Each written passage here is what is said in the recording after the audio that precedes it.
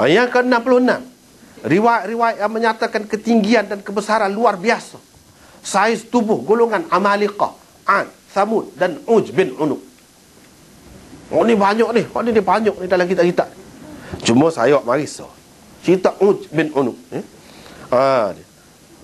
Zaman Nabi Nuh tu kan banjir besar tu kan, segala gunung tu pun tenggelam belakang tu kan. Dia sekat buku lali dia. Tu dalam cerita. Sekat buku lali dia. Cerita panjang lah, tak ada dalam riwayat ni, dalam riwayat lain lah. Nabi Nuh pun minta dia juga buat perahu, pergi tebal pokok besar tu.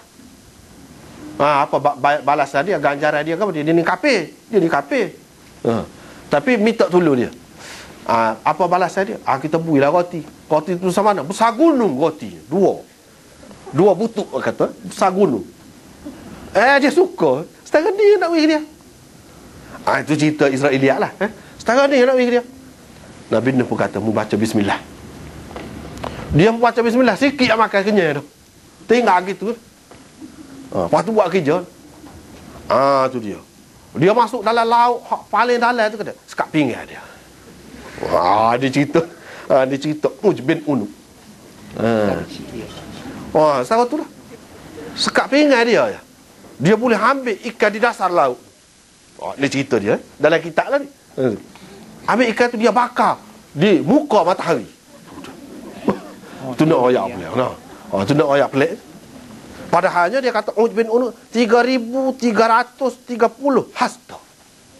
Tu je. Macam mana boleh bakar di muka ni matahari tu? Dia tak boleh pergi lah. Kalau jumpa lagu-lagu ni kan, tak boleh. Tu dia. Wattakhidhu min maqami Ibrahim musalla. Maqam Ibrahim tu dia ada bekas tapak kaki Nabi Ibrahim. Nabi Ibrahim tu orang Nabi dulu lah. Kalau dia cerita sabuk ni ke dia ni, lebih kurang kita. Tak ada lah kata besar pelik. Tak ada. Ada juga memang dalam sejarah ni, bukan kita menafikan demoni ni kecil sepuluh kita nak kata kecil. Tidak. Tapi tidaklah besar pelik. Tidak. Kata pelik-pelik sangat tu tidak. Kadang-kadang manusia biasa lah. Sebab kita tengok lah ni kita orang Melayu ni rendah, kecil dah. Cuba tengok orang putih tu, orang Jerman kau mana-mana tinggi ke main dah. Hak tua kita pun lenggak kecil dengan dia. Dengan budak-budak dia pun lenggak. Maknanya memanglah. Jadi ada lah hak lagu tu lebih kurang tu. Tidaklah kata siapa pelik sangat. Tak ada lagu tu. Pelik sangat. Kalau ada pun memang kita tidak menafikan ada. Tapi tidaklah pelik sangat seperti yang disebutkan dalam kitab-kitab ni. Pernah di zaman Nabi Musa, sampai ke zaman Nabi Musa ni ada dia. Daripada zaman Nabi Nuh sampai kepada zaman Nabi Musa ni, dia ambil batu bukit tu kan, gunung besar tu batu tu, dia nak hempak ke atas tentera Musa. Tentera Musa ni orang Islam lah. Dia nak hempak ke tu, Tuhan pun tebuk batu. Jadi lubangkan batu tu masuk dalam tekuk dia.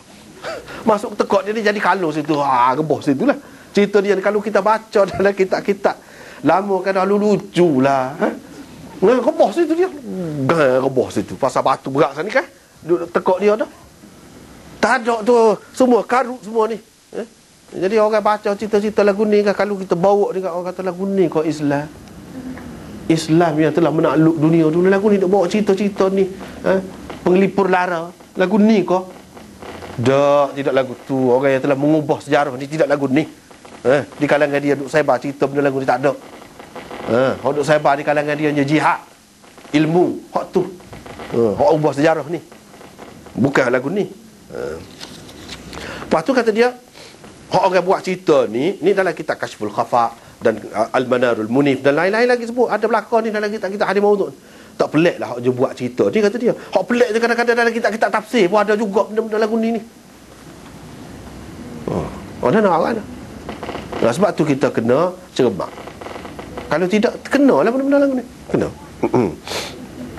Yang ke-67, riwayat-riwayat yang menyatakan kelebihan bukit-bukit tertentu seperti Tur Sina, Qaf, dan lain-lain. Dia tafsir ni, dalam kita kata tafsir ni teruk-teruk. Qaf, Qaf tu geria kata dia. Bukit Qaf ni. Misalnya sini. Ni apa ni kita terjemah selalu lah. Sesungguhnya Qaf adalah satu gunung daripada Zabarjad hijau yang memagari dunia ini. Pagar dunia. Seperti kebun yang dipagari tembok. Tepi-tepi langit pula terletak di atasnya. Tepi langit. Hijaunya langit itu adalah kerananya. Jadi kerana Zabarjad yang hijau tu lah. Cuba kita bawa cerita-cerita lagu ni. Jadi lagu mana? Ketinggalan. Memang ada dalam kitab-kitab ni, dalam kitab-kitab tafsir. Tapi kita tak perhati kitab tafsir tu siapa dia, perawi dia. Kalau tengok kepada perawi tahun lalu, jumpa selalu. Sebab itu pentingnya pengajian hadis ni, sanad ni, dirayah ni penting. Kita boleh menilai benda-benda gini, masuk akal atau tidak. Kalau nyada benda-benda lagu ni ada dah lah dalam Bukhari, dalam Muslim ke, dalam kitab-kitab besar ni, tak ada.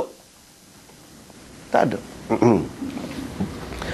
Yang ke-68, riwayat-riwayat yang menyatakan tentang penghidupan semula kedua ibu bapa Nabi SAW, dan menyatakan dengan jelas tentang mereka berdua sebagai ahli syurga. Itu maksud yang pertama tu, aku pergi ke kubur ibuku lalu memohon kepada Allah agar dihidupkannya ibuku, maka Allah menghidupkannya dan berimanlah dia kepadaku. Kemudian Allah mematikannya semula. Ni tak ada satu pun sahih. Lagu ni, kalau lagu ni tak ada satu.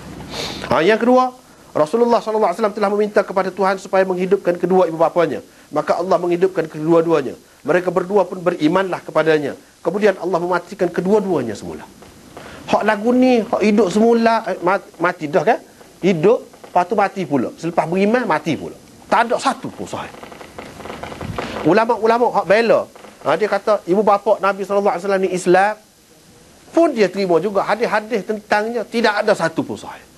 Cuma dia pakai dalil lain lah. Kita pun pakai dalil lain. Kita tidak kata dia Islam masuk neraka lah, supaya dengan orang lain.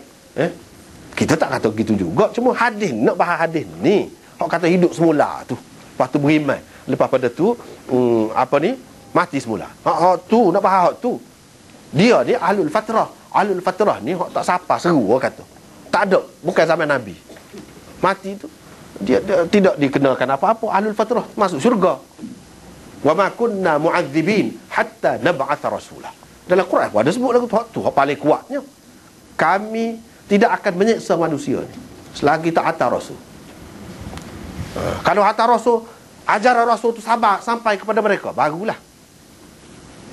Tak ikut juga, barulah kafir, masuk neraka, diseksa. Kalau tidak, tak. Orang panggil ahlul fatrah. Ibu bapa Nabi SAW ni termasuk dalam golongan ahlul fatrah. Sebab apa? Ajaran Nabi Isa tak tahu mana, ajaran Nabi Musa tak tahu mana.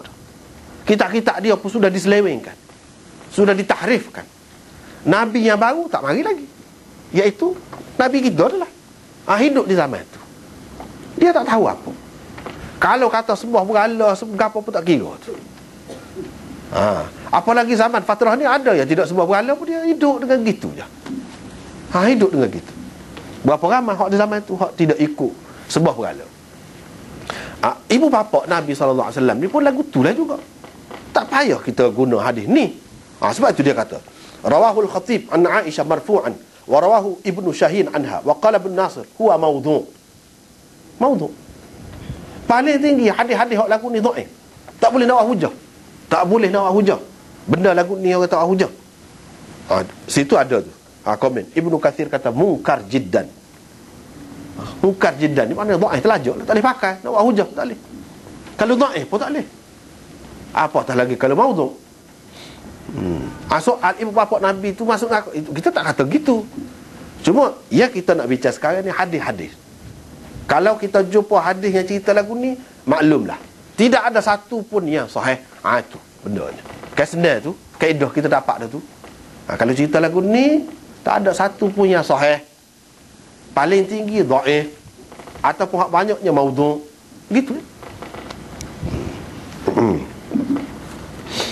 Lepas tu riwayat-riwayat yang menyatakan tentang keimanan kedua ibu bapa Nabi SAW dan keimanan Abu Talib. Abu Talib ni beriman. Kalau ada riwayat lagu tu, tak boleh. Hak ni ibu bapa Nabi SAW beriman ni, mana beriman sebelum Nabi lagi. Dia beriman, memang mukmin. Dengan jelas sebut lagu tu. Dengan jelas sebut lagu tu. Tak boleh pakai.